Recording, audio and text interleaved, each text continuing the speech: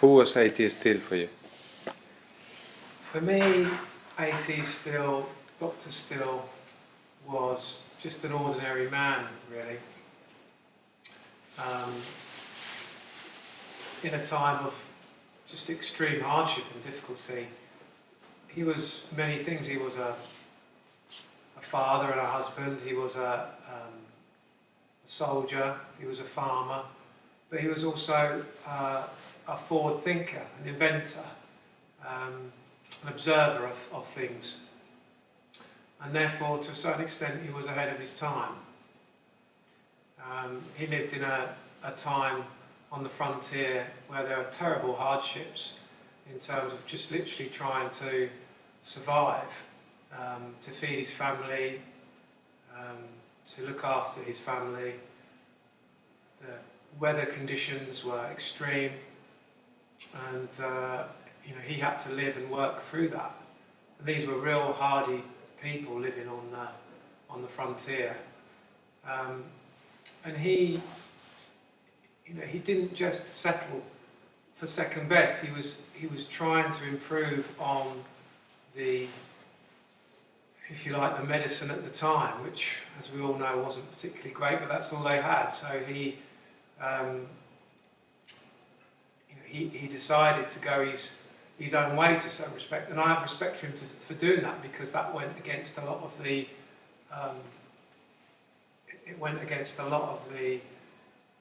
accepted things of the day. So here's a man in a time trying to blaze a trail, if you like, and that's exactly what he did. So, he is a man, ahead of his time. He is a hero in a sense, and someone that never gave up. That's who he is to me. And of course, I wouldn't be sitting here now, none of you would be sitting here now, and those that are watching this and are osteopaths wouldn't be sitting and watching it either. So we've got one man, but also we mustn't forget his family, particularly his wife, who stood by him in all those hardships. She believed in what he was doing, and she stood by him. We know about the tragedies in his life, but 20 years he struggled on his own. Often I think, if you have a bad day in the clinic or you have a bad day in your work, but here's a man who had 20 years of hardship, struggling, people not talking to him, people crossing the road, patients not coming, not turning up, hounded in the street, turned away from the church, and still he kept going in his belief. So you've got to give this man a lot of respect, and we can trace the whole profession back to just one person, which is remarkable. There's not many professions that can do that. And I don't think he should be forgotten. I think he had and still has a lot to offer the osteopathic profession. How have you managed to recreate all those artifacts from A.T. Still? Well, I wanted to try and get into the mind of Still, and to try and figure out as best as I could what he was thinking, how he was developing, and what he did to his patients. That's what I found fascinating. So the only way that I found to do that was to obviously read everything about him, try and collect as much original material as possible, read as many of his closest students' material as possible, and look at some of the things that he invented. So we know he was a prolific inventor, not just osteopathic things, but he invented other useful domestic things like mowers and churns and things like that. But he invented a osteopathic swing, which was basically a sling that hung from the ceiling that you could put under the thighs of the patient, so that would take the weight and you could move the legs and actually have a leverage into the spine. He invented a spoon that would adjust the uterus, and he invented what was called a saint's rest or an angel's rest, which you'll see if you look on his autobiography or in his autobiography as a child. which is the story of him with the headache as he lays his head across a rope that's tied between two trees, and then he throws a blanket over it, and he basically allows the weight of his head to rest on the rope, which is really, in later life, he says, a form of inhibition to inhibit the occipital nerves at the time. And some of those saints' rests still exist in the museum, but of course they're so delicate you can't use them, so I decided to build them. So I built 3 different types, 3 different replicas, and 3 of those replicas are in the museum in Kirksville, the other 3 are in my practice. The other thing he built was a chair. So he was always thinking about, taking the pressure off the operator, because operators or graduates are coming to him and saying, I'm exhausted, I've treating patients all day long, this is hard work. So he thought, well, how can we make it a bit easier? So he invented what was called a treating chair, or a treatment chair. And I hunted for this chair, couldn't find it at all, just little snippets about it, and then found a picture. And I must say that the museum in Kirksville, Jason Haxton, Debbie, all the staff there were so helpful. And from the pictures and from the articles and the artifacts and the old books, we pieced together what it was like, and we built a replica, built 2 replicas, and one of those I took to Kirksville and gave to the museum. That was back in, I think, 2009 now, and that is in the museum. If you ever go to Kirksville, you'll see the treating chair. It's a workable replica, it can work and you can sit on it. It's basically a chair with a sliding fulcrum on the back, where you can create a fixed point and then move the patient over and around that fixed point.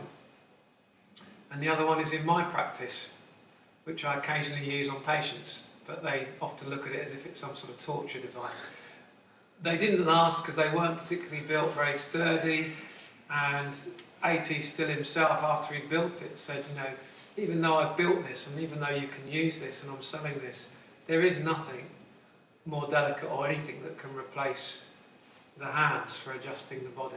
So he knew eventually it all comes, you can have as many adjuncts as you like, but ultimately it comes back to your skill with your hands and your ability to use your hands to correct or adjust or manipulate.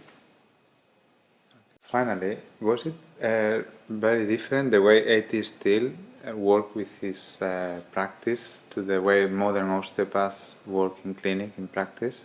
I think it was a different time. Yes, it was a different era. They didn't have lots of facilities. The people and the patients they were treating were very robust, physical people initially, and then as they started flooding into Kirksville, they saw all sorts of cases. But one of the things that was stated at the time was that many of these patients didn't expect to be cured immediately. They didn't expect a quick fix.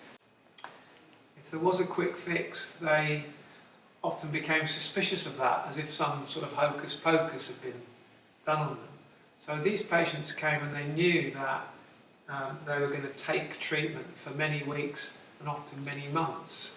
I think today in our society, in our fast-moving technological society, expectations are high, often too high, and patients don't often stay long enough to see the real benefits that osteopathy can give.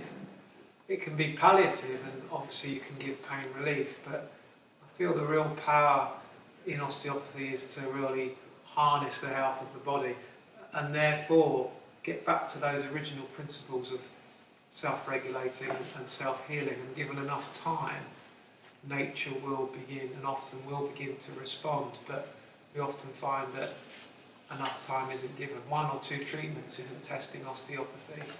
3 or 4 treatments does not test osteopathy. You have to give yourself and osteopathy a fair trial, really. So there was things like that. The techniques differ, obviously. Different influences come in from other professions. and obviously we have the technologies, the machines, and all these other things. And remember, those early graduates were just skilled in using their hands, their understanding of the mechanics and their understanding of their applied clinical anatomy, and therefore what they could do with their patients at that particular time. So the anatomy in a sense hasn't changed, but the environment that we're in has, and therefore the expectations have changed as well. I think if you read and get back to reading the early writings, I mean, we are constantly moving forward, of course, but they did have something to say, and I think you can learn a lot from AT still, because the principles are solid. The principles are on a solid foundation. They're not on shifting sand. So if you look to the principles and the philosophy, the way of thinking of osteopathy, you often can't go too far wrong.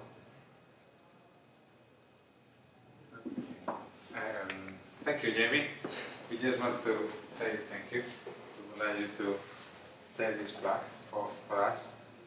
This is Amigos del Instituto, so you become one of our friends of the Spanish Institute. Thank you very much. Thank you for coming. You're welcome. All you have. Thank you very much. That was great.